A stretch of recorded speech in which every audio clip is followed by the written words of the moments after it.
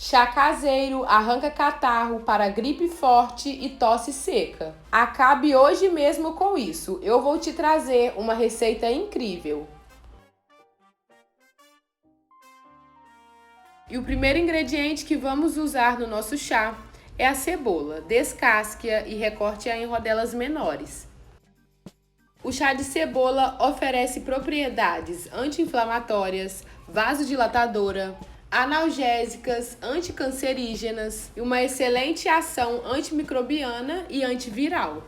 Por ser rica em vitamina C e outros antioxidantes, a cebola pode aumentar a defesa imunológica do organismo.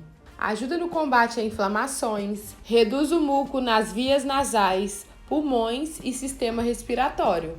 Por isso, fortalece o corpo contra gripes e resfriados e auxilia no combate a infecções.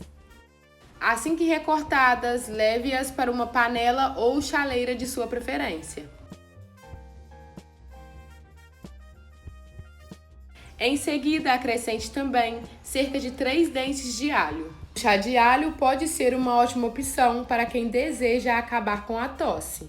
Por ter propriedades expectorantes, analgésicas, anti-inflamatórias e antimicrobiana. O consumo do chá de alho ajuda a eliminar o muco em excesso, ajuda a proteger e a reduzir inflamações nos pulmões, além de prevenir cálculos biliares e reduzir os níveis de colesterol.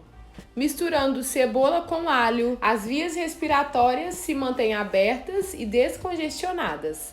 Para finalizar, adicione 500 ml de água e leve ao fogo até levantar fervura. Assim que começar a ferver, desligue o fogo e deixe o chá em infusão por mais 5 minutos. Em seguida, coe passando para uma xícara de sua preferência e tome logo após o preparo. O excelente é que seja consumido uma xícara 2 vezes ao dia, antes das principais refeições.